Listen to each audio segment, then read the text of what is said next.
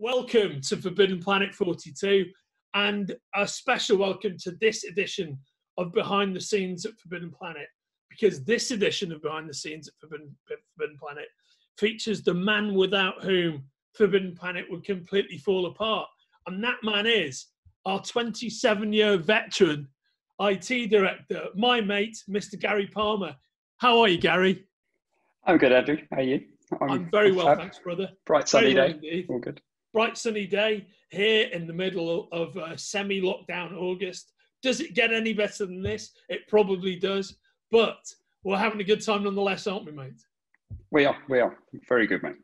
So mate, could you do me a favour, and for the people watching this and the customers at home, could you explain what it is that Forbidden Planet and Titan Entertainment IT director actually does? Good question. My role is basically to try and make sure the business operates seamlessly, effortlessly, make sure our customers can come to our store and they can buy their products, find their products, check out, and make sure all those back-end systems that no one ever sees just works. So, and my job is to then liaise with all the directors from all the staff and find out what we can do to make their lives easier. And it's not just our staff's lives, it's our customers' lives as well. So it goes from basically anything with a plug is my responsibility, I think. So which is those roles, by the way, are something that you and your team fulfill brilliantly. So if you've ever had a great customer experience at Forbidden Planet, whether that's in the store or at forbiddenplanet.com, and you're pleased with how easy things have been to navigate and how easy it's been to get your stuff out to you, Gary and his team sit at the heart of every one of those processes. So thank you to you and your epic teammate, all of whom I know very well and are awesome people. Yep. One of the things that we did is I took over the online business. I say took over the online business. When it started, I built the website myself on the train going to and from work. So we only had like 5 or 6 products on the website, and that was all we did. The site started, it was around about, in concept, it was around about 15 years ago we came up with the idea of doing a website, and it was about 12 years ago I said, right, I'll put a page up. And all the page was FP London events. That's all it was. We had a front page and it had the events of the signings or the things that were going on in there.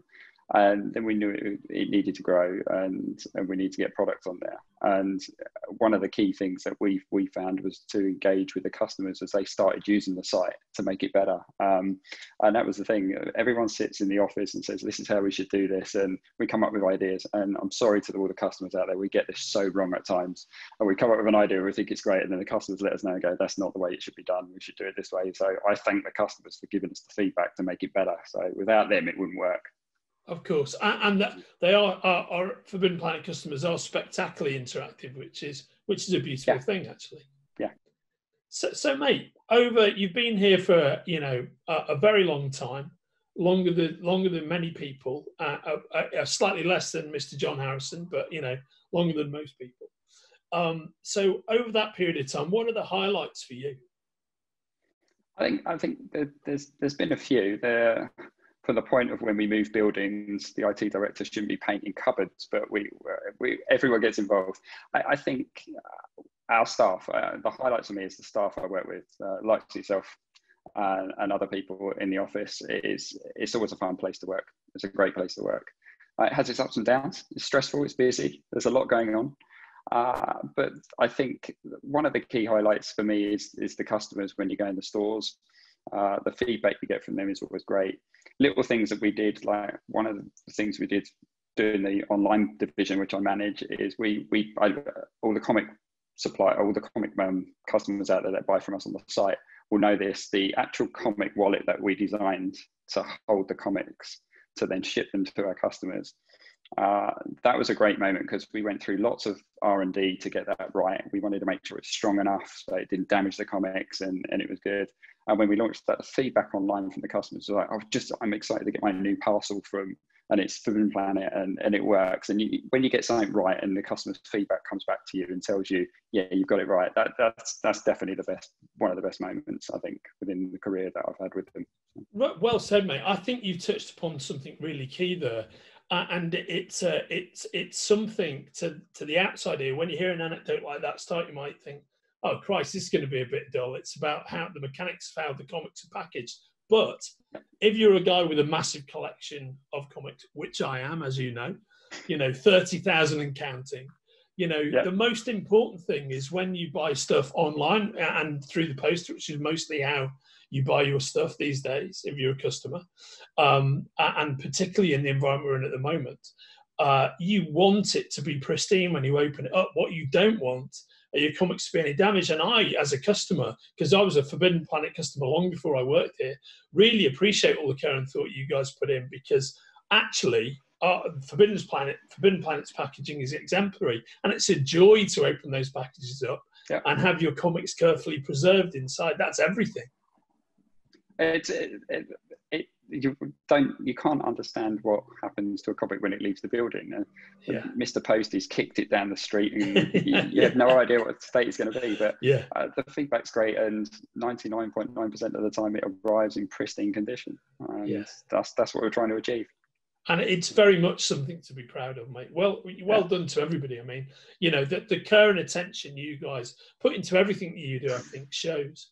Now, mate, before we go, and I know you're like everybody I've talked to for behind the scenes, you're super busy, and I really appreciate you shaking out the 5 minutes to talk to me.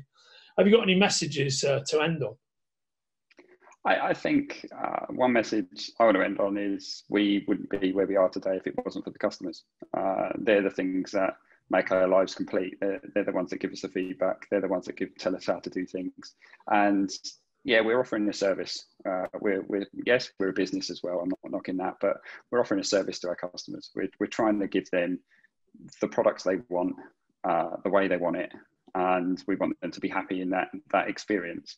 And one little story I've got of one customer that I think was amazing was we got an email from a customer who said, could I drop my case off in the London store? And I was like, why? And I replied back, why you need to do this? He said, because I'm coming all the way from Canada, and I could check into my hotel, but my first stop is the store. I'm itching to get to the store.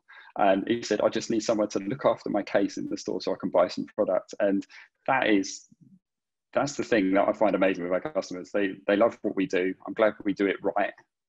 And hopefully it's a two-way communication between both of us, and we make it better between us. And I just want to thank the customers for all the efforts and all of their custom and keeping the business going for 42 years, which I can't believe it's 42. I can't believe I've been there for 27, but 42 years is an amazing length for a retailer to be in operation. And I just want another 42 years and just to keep it going. It's an amazing achievement. 42 years and stronger than ever. And well said with that's such a great story. I think that's a brilliant story. It really encapsulates what we're all about, but what our fans are all about as well. And that mutual love, that family environment, which I'm always talking about and is 100% true. We're a destination.